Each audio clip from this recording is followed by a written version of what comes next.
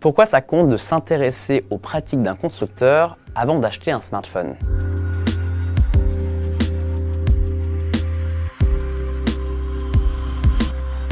En moyenne, la plupart des utilisateurs conservent leur smartphone plus de 3 ans. Malheureusement, pour beaucoup d'entre eux, l'appareil n'est pas intact au moment de son remplacement, puisqu'en raison d'absence de mise à jour ou au contraire de dégâts matériels, il n'est pas vraiment utilisable au quotidien et donc du coup, c'est pour ça qu'il doit être remplacé. Avant d'acheter un smartphone, on vous recommande donc à 01net.com de faire attention aux pratiques du constructeur, puisque si certaines marques ne mettent jamais à jour leurs appareils, d'autres peuvent aller largement au-dessus des 3 ans de mise à jour logicielle et donc lui offrir une bien meilleure espérance de vie. C'est d'ailleurs sur ce credo que des marques comme Fairphone se sont lancées, même si nous ne sommes pas vraiment convaincus par les produits de ce constructeur qui malheureusement vieillissent moins bien que ceux de marques plus traditionnelles.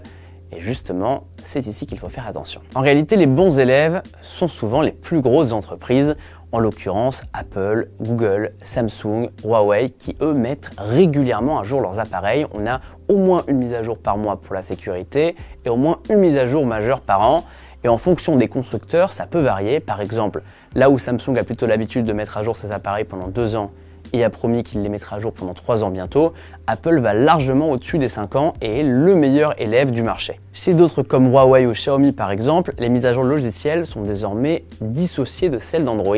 Si avant il fallait attendre que Google lance une mise à jour majeure de son système d'exploitation pour avoir les nouveautés sur son smartphone, ces constructeurs chinois lancent désormais leurs propres nouveautés quand ils le souhaitent, et donc vos appareils ont un vrai suivi logiciel. C'est en revanche un peu plus compliqué sur des constructeurs d'entrée de gamme comme Wiko ou Alcatel qui malheureusement ne mettent quasiment pas à jour leur smartphone et donc au bout de 1 an il peut être obsolète d'un point de vue logiciel et perdre le support de nombreuses applications.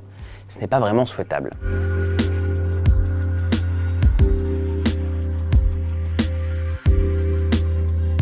Aussi, il y a la question de la rapidité des mises à jour.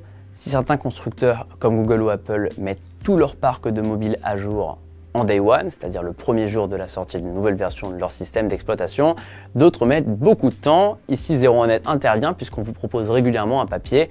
Votre smartphone est-il éligible à Android 11 par exemple, avec des dates constructeur par constructeur.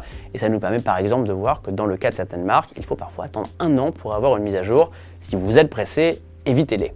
Autre point sur lequel le laboratoire de 01net.com intervient, les mises à jour de nos smartphones créent-elles de l'obsolescence? C'est souvent une critique qui est faite aux constructeurs et en réalité ce dont on se rend compte c'est qu'au contraire les mises à jour améliorent les appareils sur le long terme.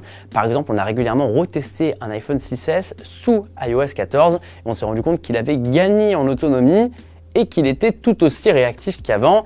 Donc du coup c'est un vrai point positif pour Apple et cette marque met vraiment à jour ses smartphones pendant longtemps. Alors que dans d'autres cas, nous avions par exemple testé il y a quelques années la différence d'autonomie sur un OnePlus avec ou sans Android 9 et notre constat était que malheureusement la nouvelle mise à jour d'Android avait fait perdre 1 heure d'autonomie au OnePlus.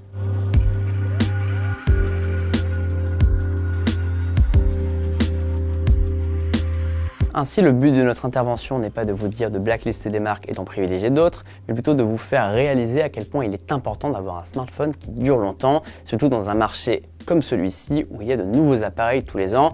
Vous n'avez pas envie de changer d'appareil tous les 6 mois. Quelques conseils par exemple pour privilégier l'autonomie de son appareil.